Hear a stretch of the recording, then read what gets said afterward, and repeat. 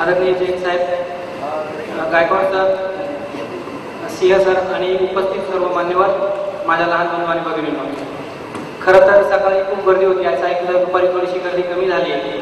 कदाचित सकाळी जे गेले त्यांच्या जीवनामध्ये काहीतरी थोडंसं कमी पडेल किंवा तुमच्यातले काही लोक आता क्लिप बनवतील, त्यांना नेऊन ऐकवतील, बघ किती भारी होते, असं काहीतरी होईल. आणि म्हणजे तिला रोग चालू लवकर निघून. आता खरं तर जळगावला यायचं म्हणजे जळगाव जिल्ह्यामध्ये असा एकही तालुका नसेल की मी जिथं UPSC पास झाल्यानंतर फिरलो नाही. जळगाव असेल, धुळे असेल, नंदुरबार असेल, यातले सगळे तालुके बरेचसे खेड्यांमध्ये मी फिरलो. म्हणजे या फिरण्यामध्ये मला कोणी काहीतरी मोठे पैसे दिले, खूप हे दिलं ते दिलं असं काहीच नव्हतं. पण तर एक गोष्ट होती की ज्या लोकांमधून आपण आलोय किंवा ज्या मातीतून आपण आलोय त्या लोकांना माहीत व्हावं की UPSC काय असते, आपण पण ही परीक्षा पास करू शकतो आणि त्याच्यामध्ये थोडीशी कुठेतरी प्रेरणा निर्माण व्हावी का हे दोन मी फिरलो. आजही जर आपण आपली इकडची परिस्थिती बघितली तर कोणतीही स्पर्धा परीक्षा किंवा कॉम्पिटेटिव्ह एक्झाम देण्याच्या अगोदर आपल्या डोक्यात एकच विचार असतो, माणूस खूप ब्रिलियंट लागतो, खूप इंटेलिजंट लागतो, खूप बोर्डात आलेला असावा लागतो, गोल्ड मेडल असावं लागतं, त्याला पुणे, मुंबई, दिल्ली किंवा आणि आता नाही करायचं जाता आलं जळगावमध्ये एखादा मोठा 50,000 रुपये भरून क्लास करावा लागतो. अशा सगळ्या समजुती आपण डोक्यामध्ये घेऊन या परीक्षेचा अभ्यासाला सुरुवात करत असतो.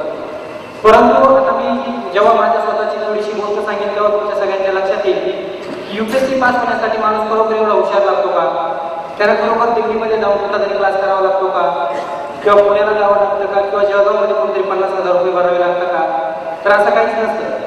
तर माझं संपूर्ण नाव आहे भरत रामचंद्र आंधळे, मुक्काम पोस्ट ठाणगाव, तालुका सिन्नर, जिल्हा नाशिक. मी तसा माझ्या घरातला शिकणारा पहिलाच मुलगा आहे. म्हणजे माझ्या अगोदर माझ्या घरामध्ये सर्वोच्च शिक्षण घेतलेली व्यक्ती होती माझे वडील, आणि त्यांच्या पण शाळा सोडल्याच्या दाखल्यावर लिहिलं होतं की सतत गैरहजर राहिल्याने नाव कमी केले, आणि तो दाखला होता दुसरीचा. म्हणजे मला खूप उच्च शैक्षणिक परंपरा होती वगैरे अशातला काहीच भाग नव्हता. आता जनरली ग्रामीण भागातली मुलं अशी असतात की कोणाला वाटत नाही की आनंदानं उड्या मारत शाळेत जावं आणि पहिला नंबर मिळवावा. आता म्हणतात मुलं नसतं की जो उड्या मारत आनंदानं शाळेत जातो, तसं मला कधीच वाटायचं नाही की आपण शाळेत जावं म्हणून. पण घरच्यांनी शाळेत घातलं म्हणून मी जबरदस्ती शाळेत करायला सुरुवात केली. तरी पहिले शाळेकडे पहिल्या तरी वाईट वाटायचं म्हणून मी पहिले 7-8 महिने पहिलीच्या वर्गात गेलोच नाही. शाळेच्या बाहेर नंबर होतं तिथं टाइमपास करायचो. नंतर 4-5 महिने थोड्या दिवसानंतर घरच्यांना समजलं की पूर्व शाळेत नसतं, बाहेर तिकडे कुठेतरी असेल, आणि मग घरच्यांनी थोडंसं झोपलं आणि शाळेत बसवायला सुरुवात केली. आता शाळेत बसवायला सुरुवात केली म्हणजे माझी तब्येत पण बारीकच होती आणि त्यातल्या त्यात मी खूपच थोडका मुलगा होतो असा एकदम. मला माहिती आहे 1 नंबरला बसून दिलं. आता ग्रामीण भागाची शाळा कशा असतात आपल्याला माहिती आहे. बाई सकाळी वर्गात येतात, 1-2 पोरं धरून झोपतात, नंतर त्यांची मैत्रीण येते, त्या दोघी जणी खुर्च्या घेतात, समोर शाळेच्या पुढे एखादं लिंबाचं झाड असतं त्याच्या खाली खुर्च्या टाकतात आणि गप्पा मारायला सुरुवात होते. 4 वाजता परत शाळा सोडायच्या अगोदर त्या थोडा वेळ येतात, तोपर्यंत वर्गात पोरांच्या मारामाऱ्या झालेल्या असतात, पुन्हा 1-2 जणांना धरून झोपतात आणि शाळा सुटते. त्याच्यामुळे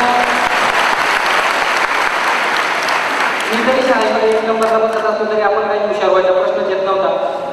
आणि शाळेत जायला सुरुवात केल्यावर 3-4 महिन्यामध्ये लगेच पहिलीचा निकाल लागला. निकालाच्या दिवशी वर्गामधले 2 मोठे मुलं बाईने उठवले आणि सांगितलं की ज्यांना सुकडी मिळतील ते सगळे पास होते. लाईनीत त्या पोरांनी सगळ्यांना सुकडी वाटून टाकली. आता जसं दूध पास काय देत असतात शाळेमध्ये तसं. आणि त्यातल्या त्यात मी 1 नंबरला बसलेलो होतो. मला वाटलं आपला पहिला नंबर आला का काय. मी उठलो आणि तेव्हा घरी गेलो आणि घरच्यांना सांगितलं की माझा पहिला नंबर आला. आता घरच्यांनाही मला वाटलं की घरातला पहिला शिकणारा पोरगा त्यातल्या त्यात त्याचा पहिला नंबर आला म्हणजे आपल्याला काहीतरी उज्ज्वल बघितलं. पहिलीतून दुसरीत गेलो, त्याच मॅडम होत्या, तोच वर्ग होता, तेच समोर लिंबाचं झाड होतं, त्या दोघींच्या त्याच खुर्च्या होत्या आणि मी 1 नंबरलाच बसलेलो होतो. त्यामुळे माझा परत पहिलीतून दुसरीत गेल्यावर दुसरीला पण 1 नंबर आला. दुसरीतून तिसरीला गेलो तेव्हा तिसरीला गेल्यानंतर माझी 1 रुपयाची अंकलित होती. त्याच्यामध्ये मला फक्त टाकेवाला, ज्ञानेश्वर, ओशेवाला यांचे चित्र कळायचे. त्याच्या खाली काय केलं त्याचे आपल्याला काही घेणं नव्हतं, कारण हे सगळे चित्र आपल्याला ग्रामीण भागात दैनंदिन दिसत असतात. त्यामुळे ते चित्र पाहायचो आणि वाटायचं की आपल्याला काहीतरी येते. तिसरीचा निकाल लागला, पुन्हा बसलेलो होतो, पुन्हा मला वाटलं पहिला नंबर आला आणि घरचे पण प्रत्येक वर्षी खूप खुश व्हायचे की आपल्या पोराचा पहिला नंबर येतो. तिसरीतून जेव्हा 4थीत गेलो तेव्हा मला 5वीचं खूप अट्रॅक्शन वाटायचं, कारण 4थीपर्यंत बसायला धरून मोठं किंवा गोल घेऊन जायला लागायची आणि 5वीत बेंचेस होत्या बसायला. तर मला सारखं वाटायचं की मी कधी एकदाचा 5वीत जातो. आणि एकदाचं माझं 4थीचं वर्ष संपलं, पुन्हा मी 1 नंबरला बसलेलो होतो, पुन्हा माझा पहिला नंबर असा आला असं मला आणि माझ्या घरच्यांना वाटलं आणि मी 5वीत गेलो. 5वीत गेल्यानंतर मी काय केलं मला माहित नव्हतं की 5वीत काय असायचे. मला वाटलं असं मराठी शाळेसारखं असेल. मी आपला लहानपणामध्ये 2 नंबरच्या बेंचवर बसतो, म्हटलं पुढं बसल्यानंतर काहीतरी वेगळं असेल. आणि 1-2 दिवसातच मला समजलं की इथं काहीतरी वेगळा प्रकार आहे, कारण 5वीची हायस्कूलची शाळा होती. तिथं प्रत्येक 45 मिनिटाला वेगळा माणूस यायचा. विशेष म्हणजे तो 45 मिनिटं वर्गातच थांबून राहायचा आणि त्या एक दिवसा म्हणजे काहीतरी आवड लावून घ्यायची, गणित, विज्ञान, इंग्रजी, समाजशास्त्र की जे आपण आयुष्यात कधीच ऐकलेली नव्हती. त्यामुळे मला समजलं की 2-3 दिवसात काहीतरी आपल्यावर संकट येईल. आणि ग्रामीण भागातल्या शिक्षकांना माहीत असतात की चौथीपासून पोरं आलेले मागे असतात, त्यांना काही येत नसतं. त्यामुळे शिक्षक पण चेक करत असतात की काय येतं काय नाही. 2-3 दिवसानंतर मला क्लास टीचर उठवलं आणि म्हटले बेची पाढे. आता आपण बेचे पाढे हा शब्दच कधी ऐकलेला नव्हता. तरी पण काही पोरांचं मी थोडंसं ऐकलेलं होतं, लक्षात ठेवलेलं होतं. ते ऐकून मला सुरुवात केली बे 1 बे 2 बे 4 बे 3 6 आणि इथपर्यंतच माहीत होतं की लगेच आपल्याला माहीत होतं की काही येत नसतं, खाली पाहायचं असतं, आपल्याला खाली पाहायला लागतं. त्यांना वाटलं खरंच ठरलं का स्टॅट असावं. त्यांनी थोडंसं ते केलं, म्हणते बेचो काढ, तरी पण मी खाली पाहत राहिलो. नंतर ते जवळ आले आणि जोरात एकच काढत होती, म्हणजे एवढा मोठा टोनका झाला अजून बेचे पाड येत नाही का. मी मनातल्या मनात म्हटलं सर बेच्या पाण्याचा सोडा मला 1-2 पण येत नाही, कारण परिस्थिती अशी होती की मला 1-2 तेव्हा 20पर्यंत येत होती. आता आपल्या गावाकडे परिस्थिती जनरली ग्रामीण भागात अशी असते, पोराला काही येत नसतं त्याच्या वडिलांना जबाबदार झालं. शिक्षक लगेच सांगतात उद्या तुझ्या बापाला घेऊन येतो, आणि लगेच शिक्षकांनी सांगितलं की उद्या तुझ्या बापाला घेऊन येतो. आणि आपली ग्रामीण भागातले बाप पण तसेच असतात, शाळेत आले आणि पोराला काही येत नाही असं समजलं की तिथंच खूप काढून मारा करतात. तर मी हे 2 दिवस अगोदर पाहिलं होतं की काही पोरांनी तिथं म्हणजे मुलांना बापाचा मार खाला होता. तर माझा हा 11 वाजताचा पहिला तास होता, तर मी 5 वाजेपर्यंत विचार करत होतो की हे संकट कसं काय घालवायचं. आणि 5-6 वाजता मला आयडिया आली की म्हटलं आपण जर आपल्या आजीला शाळेत आणलं तर आजी काय आपल्याला इथं मारणार नाही. मग दुसऱ्या दिवशी वडील शेतात निघून गेले आणि मी आजीला म्हणतो तुला सरांनी शाळेत बोलवले. आजीला पण बरं वाटलं की आजीला असं वाटलं असं कदाचित की सर सांगतील पोरगा खूप हुशार आहे, लक्ष ठेवा, काहीतरी नाव मोठं करेल. ती पण एकदम नवं वगैरे घालून शाळेत आहे आणि सरांनी सांगितलं म्हणा हा तुमचा नातू का. ती म्हणे हो, पण नाव काही येत नाही याला 2-3 वर्षांपासून. पण ती म्हणे भाऊ पहिलीपासून 4थीपर्यंत त्यांना पहिला नंबर कधीच सोडला नाही. मग त्यांनी सांगितलं की बसण्यातला पहिला नंबर आणि अभ्यासातला पहिला नंबर वेगळा असतो. असं ऐकल्यानंतर तिला शॉक बसला आणि तिला खूप वाईट वाटलं, कारण मी माझ्या 7वी मला शिकणारा पहिलाच पोरगा होतो, 2रीपेक्षा जास्त शिक्षण घेणार आहे. ती म्हणे भाऊ 7वी कसा तरी ओढून घ्या, तरी एखाद्या कंपनीत कामाला लागेल. कदाचित त्यांना माझी चिठ्ठीवाली असावी म्हणून त्यांनी मला 5वीपासून ओढायला सुरुवात केली आणि मी त्यांच्या मागे सगळ्यांना सुरुवात केली. 5वी 6वी आणि 7वी मला तेच क्लास टीचर होते आणि 3 वर्षी माझ्या मार्कशीटवर प्रत्येक वर्षी दिलेला असायचा की पास, म्हणजे सवलतीनं पास. पण घरात कोणी शिकलेलं नव्हतं, मी आपलं मार्कशीट घेऊन यायचो. ग्रामीण भागातले पोरं खूप हुशार असतात, घरच्यांना वेळ काढायला घेऊन यायचो आणि घरच्यांना म्हणजे पास म्हणजे संपूर्ण पास झालो. आणि घरच्यांना पण बरं वाटायचं की पोरं 8 पास झाला. तर या सगळं चाललं होतं. त्यात माझ्या 3-4 विषयांखाली काय लागलेलं ना राहील असायची, गणित, इंग्रजी आणि विज्ञान. आणि मी ते दाखवायचो बघा हे लाल जे आहेत ना ते खूप चांगले मार्क्स. आता कोणाला वाचता येत नसायचं ते म्हणजे अजून जास्त लावलं होते आणि असं त्याला चाललं होतं. आता घरची परिस्थिती खूप चांगली वगैरे अशातला काही भाग नव्हता. त्यामुळे जनरली मी उन्हाळ्याच्या सुट्टीमध्ये कोणाच्या तरी शेतामध्ये कामाला जायचो, जेणेकरून आपल्याला वया पुस्तक आणि ड्रेस घेता यावं. तर असा मला 7वीचा रिझल्ट लागला होता आणि मी 8वीत गेलो होतो आणि एकाच्या शेतामध्ये कांदे काढायला गेलो होतो. तेव्हा मला चांगले कपडे घातलेल्या लोकांचं खूप अट्रॅक्शन वाटायचं. तर दुपारी 1 वाजता होता, एक मोठा मोटरसायकलवाला थोड्या वेळ लाईन निघून गेला, त्याला शर्टी वगैरे गेलेली होती. तो गेल्यानंतर मी त्याच्या आईला जाऊन विचारलं, म्हटलं हा काय साहेब. तिने मला सांगितलं भाऊ तो 10वी शिकलेला आहे, नाशिकला कंपनीत खूप मोठा साहेब आहे आणि त्याला 3,000 रुपये पगार. मी आपला मनातल्या मनात विचार केला, म्हटलं हा 10वी शिकला याला 3,000 महिना म्हणजे 100 रुपये रोज. आपण 8वीमध्ये आपल्याला 10 रुपये रोज म्हटलं. आणि तेव्हा मला वाटलं की म्हटलं कदाचित जर आपण शिकलो 10वी वगैरे पास झालो तर आपल्यालाही काहीतरी 20-30 रुपये रोज मिळेल आणि आपण पण सेटल होतो. आणि तो गेल्यानंतर थोड्या वेळा मी ठरवलं की आता आपण पण अभ्यास करायचा, एकदम हुशार आणि ब्रिलियंट व्हायचं. आता मला काय माहिती होतं की हुशार कसं होतं ते, तरी मी शाळा सुरू व्हायची वाट पाहायला लागलो. शाळा सुरू झाली आणि तोपर्यंत मला समजलं की हुशार पोरांमध्ये राहिल्यानंतर माणूस हुशार होतो. मग मी हुशार पोरांच्या मागे मला फिरायला सुरुवात केली. आता हुशार पोरं पण अभ्यासासाठी काही निमंत पोरांना जवळ करत नाही. 1-1.5 महिना मला त्याच्यातच निघून गेला, त्यांनी मला काही जवळ केलं नाही. नंतर मग मी दुसरी आयडी होती, त्यांच्या सायकलला हवा भरून दे, त्यांना सायकलवर डबल सीट घेऊन जा, त्यांच्या पेनला शाई भरून दे, त्यांच्या वयाला कवर लावून दे. मग त्यांच्या लक्षात आलं की याला जर पुढे नेलं तर आपल्याला काहीतरी कामाला येईल. मग त्यांनी मला पास होण्याच्या सगळ्या आयडिया शिकवल्या. काळ्याला जागा भरा, जोड्या लावा, एका वाक्यात उत्तरे द्या, इसने किस्से कहा. परत इंग्रजीचा पत्ता अगोदरच कसा करून हातावर लिहून न्यायचा आणि तिथे जाऊन खाली लिहून टाकायचं युवर लर्निंग XYZ. तर हे सगळे प्रकार मी 8वीमध्ये आयुष्यात पहिल्यांदा केले. शक्य तेवढे इकडे डोक्या केल्या, काही मोठ्या मारल्या आणि आयुष्यात पहिल्यांदा मी 8वी पास झालो. 8वीला मार्क्स होते 42 पॉईंट काहीतरी, म्हणजे 42% होते आणि त्या वर्षी मी खऱ्या अर्थाने पास झालो होतो. तपास वगैरे असं काही दिलेलं नव्हतं. 8वी 9वीला गेलो 42-48% झाले आणि 1993 10वीला गेलो. 10वीला गेल्यानंतर मला 10वीचं प्रचंड टेन्शन यायचं, कारण 10वीची परीक्षा खूप अवघड असतं वगैरे वगैरे असं मी ऐकलं होतं. ज्या शाळांनी अगोदर परीक्षा देखील ते काहीतरी वेगळं सांगायचे की माझी परीक्षा तालुक्याच्या गावाला होती. मी आयुष्यात तालुक्याच्या गावाला कधी गेलो नव्हतो. ज्यांनी परीक्षा दिली ते सांगायचे की तिथं खूप गाड्या असतात, रस्ता क्रॉस करायचा असेल तरी हात धरायला लागतात. आता ग्रामीण भागात बाबा तो ट्रॅक्टर पाहिला तरी अर्धा तास त्याच्याकडे पाच राहणार, त्यामुळे गाड्याचं टेन्शन यायचं मला. आणि मला वाटायचं की आपण रस्ता क्रॉस करता आपल्याला दिलं एखाद्या गाडीला काय करायचं. ज्या शाळेने अगोदर परीक्षा दिली ते सांगायचे की तिथं स्पॉट येतो, पेन बदलता तरी सही घ्यायला लागते, मागं पाहिलं तरी उचलून देतात. आणि त्याही पुढे म्हणजे माझ्या बहिणीने 2 वर्ष अगोदर 10वीची परीक्षा दिली होती. ती सांगायची की परीक्षा केंद्रावर होतो. आता माझं सायन्स चांगलं नव्हतं, त्यामुळे मला केंद्र म्हणजे बऱ्याचदा चंद्र ऐकू यायचं आणि वाटायचं की तिथे एखादं कोण बनवून ठेवलं असं कुठं आणि त्याच्यावर 10वीची परीक्षा होत असेल. तर या सगळे विचार घेऊन मी 10वीच्या वर्गात प्रवेश केला होता. आणि मला 100% माहिती होतं की आपण आयुष्यात 10वी कधीच पास होऊ शकत नाही, कारण मला गणित आणि इंग्रजी बिलकुल यायचं नाही. म्हणजे आता येते असं पण मी म्हणणार नाही. तर मी 10वी गेल्या संकष्टी चतुर्थी, एकादशी, सोमवार, शनिवार देवाचे जेवढे शक्य वार आहेत तेवढे वार करायला सुरुवात केली होती. गावामध्ये मारुती मंदिर होतं, सकाळी उठून त्याला जाऊन आंघोळ बिंघोळ घालायचो 5 वाजता, जेणेकरून आपल्या 10वीमध्ये कशी तरी मदत करणं म्हणून मी लागणार. एवढं एकच टार्गेट घेऊन मी 10वीचा अभ्यास करत होतो. 10वीची सराव परीक्षा झाली आणि सराव परीक्षेचा रिझल्ट आला, त्याच्यामध्ये मी गणित नापास झालो. जेव्हा गणिताला पास व्हायला 150 पैकी 52 मार्क लागायचे. शाळेकडे जेव्हा 20 मार्क नव्हते, मला पडले होते 39 मार्क. आणि माझ्या जेवढं शक्य तेवढं सगळं मी पाठ केलेलं होतं, याच्यापेक्षा जास्त माझे होऊ शकत नव्हते. त्यामुळे म्हटलं आता आपण काय पास होणार नाही. मग बोलले होते शेवटचा 1 महिना, परत म्हटलं चला अजून देवाचं जास्त धावा.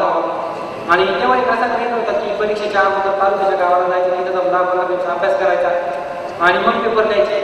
तर मला एकच अशा होती की तालुक्याच्या गावाला गेल्यानंतर माझ्या पुढे किंवा मागे देवाच्या बुद्धीने एखादा हुशार पोरगा येईल, त्याचे पेपर पास होऊन पाहिजे मग मी 10वी पास होतो. त्यामुळं मग 15 दिवस अगोदर तालुक्याच्या गावाला गेलो. आणि मला फक्त एक गोष्ट लक्षात होती की नंबर कधी लागतात, कारण नंबर जेव्हा आडनावानुसार लागायचे, आंधळे आवाडा लागले असे. आणि मी सगळे भरून सुरू होणारे सगळे हुशार पोरांचे नावं ते कुठले काय सगळं शोधून ठेवलं होतं. 10-12 दिवस अगोदर नंबर लागले. बघितलं तर दुसऱ्या गावात एक आवाड नाव हुशार पोरं माझ्या समोर आला होता, म्हणजे पुढे.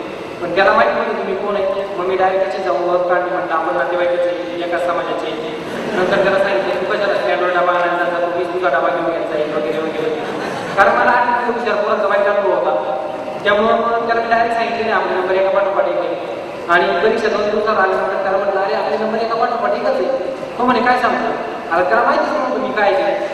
आणि त्याला मी लगेच पुढचाच रिक्वेस्ट केली की म्हटलं मला ना फक्त तू गणित दाखव, म्हटलं बाकी सगळे विषय मी तुला दाखवतो. त्याला अंदाज नव्हता माझ्या विषयाचा. तो लगेच म्हटलं हो. त्याला वाटतं त्याची 70चे 75 होती. आणि तो हो म्हटल्यानंतर मला बरं वाटलं आणि परीक्षा सुरू झाली. आणि परीक्षेमध्ये त्यानं मला गणित दाखवलं आणि म्हणजे बाकीचे सगळे विषय त्याची जबरदस्ती पाहिली. आणि एकदा 10वीची परीक्षा संपली. आता त्या पेपरमध्ये म्हणजे वस्तुस्थिती मी आजही नव्हतं बोलत नाही. गणिताच्या पेपरमध्ये मी काय लिहिलं होतं मला काहीच आठवत नाही. फक्त तो काहीतरी त्रिकोण काढायचा आणि तसेच्या तसे काढायचो. ABC लिहिलं त्याला मी BCA लिहायचो. आणि अशाला माझे ते पेपर संपले होते. आणि पाहता 2 महिन्यामध्ये रिझल्ट आला. आता जनरली रिझल्टचे मुलं ग्रामीण भागात खूप सुरू असतात 10वीचा रिझल्ट लागणार असं म्हणतात. पण जो दिवशी रिझल्ट होता त्या दिवशी मी मस्तपैकी आपल्या माझ्यात जाऊन बसलो होतो, कारण मला माहिती होतं आपण 100% नापास होणार. लोक शाळेकडे जाऊन मग चक्रा मारायच्या रिझल्ट यायची वाट पाहिजे नापास व्हायची काय उपयोग आहे. आणि माझ्यापेक्षा जास्त उत्साही माझे वडील होते, शाळेकडे जाऊन बसलेले होते. आणि दिवसभर शेतात होतो. दुपारी वडील आले रिझल्ट घेऊन. आणि त्यांनी दिवसभर माणूस पण माझी लहान भाऊ माझ्यासोबत ठेवला होता. त्यांना वाटलं होतं मी कदाचित राजावी नापास आला जीव घेऊन येईल का काय. आणि आता मी तुम्हाला हे नव्हतं मी मला 400 होतो, त्यामुळे जीव द्यायचा प्रश्नच नव्हता. तर तरी असे याच्यामध्ये दुपारी वडील असे झाले. वडील लांबूनच दिसले मला, म्हटलं आता हे येतील म्हणते वडील इंग्रजी नापास झाला. आणि ते आले आणि त्यांनी डायरेक्ट सांगितलं अरे तुला पास झाला म्हणजे 54.42% मार्क्स पडले. मला वाटतं म्हटलं माझा फेकतंय, कारण कदाचित जर म्हटलं यांना वाटतं की पोरांचं शॉप बसलं त्याला की तिकडे नंबर तरी उडी मारी वगैरे किंवा एखादी बातमी नाही. तर म्हणून ते सांगत असेल तसा पोरात लगेच मला घरी आलो, शाळेत जाऊन पाहिजे मार्कशीट घेतलं आणि पाहिलं डायरेक्ट सगळे विषय पास. मला पाहिलं तर स्वतःला शॉप बसला, कारण गणिताला 60 मार्क्स होते की मी ज्या आयुष्यात कधीच पास झालो. पास झाल्यानंतर मी एकदम आनंदी झालो, कारण मला लगेच डोक्यात दिसलं की आपल्याला कंपनीत कामाला लागायचं आहे. म्हणून मी जिथं लेक्चरला जायचं तिथं मला बरेच लोक सजेस्ट करायचे की पुस्तक लिहा. आता मी जेव्हा पुस्तक लिहायचं ठरवलं, मी पुस्तक लिहिल्यानंतर मला बरेच जे तथाकथित मोठे प्रकाशन त्यांनी सांगितलं आमच्याकडून पब्लिश करा, आम्ही तुम्हाला 200 रुपयावर 20% रॉयल्टी देतो. म्हणजे आता मला सरकारकडनं 40,000 रुपये पगार होतो. म्हणजे याचे 20 रुपयाचं कशाला टेन्शन घ्यायचं. आणि 200 रुपये जर पुस्तकाची किंमत ठेवली तर म्हणतो जो शेतकरी कुटुंबातला ग्रामीण भागातला कुठला तरी पोरगा आहे त्याला घरी विचारायला लागेल की बाबा मला पुस्तक घ्यायचं 200 रुपयाला. म्हणून मी असं ठरवलं की म्हणजे पुस्तक जरी लिहिलं तरी ते कमीत कमी 60-70 रुपयामध्ये घरी न विचारता पोराला घेता यायला पाहिजे अशी त्याची किंमत ठेवायची. आणि असा प्रोसिजर ठेवायचा. म्हणून ते मी स्टडी सर्कलवाल्यांनी मला सांगितलं की आम्ही 100 रुपये की त्याच्यावर प्राईस छापवायला ते 770 रुपयाला पोरांना देऊ, म्हणून मी त्यांना छापायला गेलो. त्यानंतर पण मी ज्याला फोन केला त्यांना म्हणजे सर मी असं करतो 60 रुपयाचा आहे तर 75ला देतो, वरची 15 तुम्हाला देतो. अरे म्हटलं बाबा मी एवढं गरीब नाही राहिलो आता, यापेक्षा म्हणजे ग्रामीण भागातल्या पोरांना मुलांची मानसिकता आजही आपली असेल, म्हणजे त्याच्यात 5 रुपये घेऊन मी तुम्हाला लुटतो, म्हणजे ही वस्तुस्थिती सांगतो. आणि यातनं आपल्याला सातत्यानं प्रेरणा मिळेल म्हणून ते लिहिलं मी पुस्तक वाचल्यानंतर तुमच्या लक्षात येईल की म्हणजे माणसाला UPSC पास व्हायला काय, कारण ही प्रेरणा स्रोत आपल्याला काय नाही लागतात. म्हणजे मोठे मोठे UPSC पास झालेले राजेश पाटील असतील, संदीप सावरकर असतील किंवा कोणी असेल, म्हणजे असं समजू नका की मी पुस्तकाची जाहिरात करायला मोबाईल चला घ्या आले तसं माझं काही पर्पज नाही आहे. फक्त काहीतरी आपल्याला चेंज असावा, वेगळं कधीतरी आपल्याला जेव्हा फ्रस्ट्रेशन येतं तेव्हा असावं. किंवा आता मी तुमच्यासमोर बोलतो याच्यामध्ये माझा काही स्वतःचा स्वार्थ बिलकुल नाही. म्हणजे परवा दुपारी एक वाजता ऑपरेशन झालं, डॉक्टरांनी काल संध्याकाळी पण हॉस्पिटलमध्ये होते, मला स्ट्रिक्ट वॉर्निंग दिली होती की जाऊ नका तुमच्या डोक्याला त्रास होईल. पण मी जैन साहेबांना कमिटमेंट केली होती, म्हटलं आपण जर गेलो नाही तर जे ग्रामीण भागात कुठल्या तरी एखाद्या तालुक्याच्या खेड्यातले मुलं आले असं त्यांची फसवणूक झाल्या जाते. म्हणजे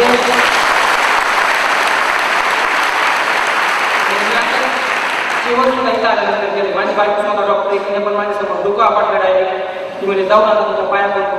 पण मी प्रत्येक वेळेस असाच विचार करतो की आपण घरात थांबतो आणि बायकोला एकटीला वेळ दिला, बाहेर गेले 4000 कोरोना वेळ दिला तर 4000 कोरोना जास्त फायदा होईल. त्यामुळं फायदा होईल अशा लोकांकडे जातात आणि मध्ये मध्ये संकट येतात, आजारी व्हा हे होईल ते होईल. आता मला बोलायचा प्रॉब्लेम, पण एवढ्या लोकांचा सपोर्ट आणि एवढ्या लोकांचे आशीर्वाद असल्यानंतर देवाची पण ताकद नसते मागायची आपल्याला. आणि अभ्यास करण्यावर तुम्ही अभ्यास करा, तुम्हाला इथं सगळं प्रेरणा देईल. UPSC पास पण व्हाल, UPSC पास व्हायला खूप छान लागत नाही, अभ्यास करायला खूप लेट लागत नाही, पण पास झाल्यानंतर पहिल्यांदा चांगला माणूस व्हायचं का, कारण UPSC कोणी पास होऊ शकतं पण चांगला माणूस कोणी होऊ शकत नाही. आता बऱ्याचदा आपल्या लक्षात येतं की चांगला माणूस व्हायचं म्हणजे कसं व्हायचं कधी कळत नाही आपल्याला. तर असं समजायचं की उद्या आपण मारणार आहे, आजचा शेवटचा दिवस आहे आणि आजचा दिवस चांगला वागायचा. म्हणजे मी आता जाता जाता माझी गाडी कुठेतरी धुवायला मी मेलो तरी मला वाटलं नाही पाहिजे की आपण काहीतरी चुकीचं जगलो. तर असा पहिल्यांदा विचार करा. आणि मग ही परीक्षा म्हणजे 12/57 2020 मध्ये वगैरे, आणि मग मी UPSC पास झाल्यावर 10 लाख होऊन लागेल किंवा 2 कोटी होऊन लागेल असं जर टार्गेट घेऊन करणार असाल तर तुम्ही कधीच पास होणार नाही. म्हणजे जेव्हा आपलं ध्येय काहीतरी पुसटचं असतं तेव्हा आपण पास होऊ शकत नाही. त्यामुळे चांगलं काम करायचं हे ध्येय ठेवा आणि मग ही परीक्षा द्या.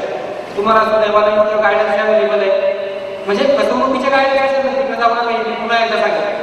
आणि इन केस कोणती मदत लागली तुम्हाला मेल आय डी भरत@gmail.com आहे. भरतचं स्पेलिंग भारतसारखंच आहे, अंधायचं स्पेलिंग ANDHALE आणि एक काढून त्याला 2 करायचं gmail.com.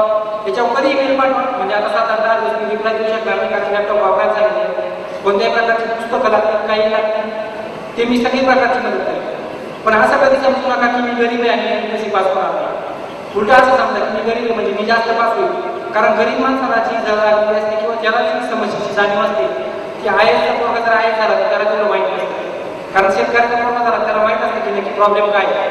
जर कलेक्टरचा पोरगा झाला तर तो काय लागण्याच्या काय केला त्याला काय माहीत असणार मध्ये पोरगा कधी चालू करायचे असते काहीच माहीत नसते. त्यामुळे तर समजा की आपल्याला जास्त संधी आपण चांगलं काम करू शकतो. आणि पास झाल्यानंतर पण आपण जिथून आलो त्याच्याशी बांधिलकी ठेवा. ज्या संस्थेतून आलो असेल, ज्या शाळेतून आलो असेल किंवा आपल्याला पास होताना ज्या लोकांनी मदत केली त्यांच्याशी चांगलं वागा, त्यांच्याशी तर वागत वागा पण बाकीच्याशी पण चांगलं वागा.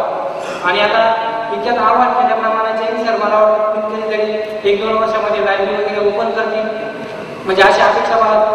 आणि पूर्ण पुस्तकं घ्यायला म्हणजे काय मी आतापर्यंत जैन उद्योग समूहानं बऱ्याच मोठ्या देणग्या बऱ्याच अशा क्लासेसच्या विषयीच्या माध्यमातून तेवढे देणग्या जरी एकत्र केल्या असल्या तरी मुलांसाठी मोठं सुसज्ज ग्रंथालय तयार होईल. कुठेतरी ग्रंथालय वगैरे सुरू केलं तर आपण चांगलं होईल.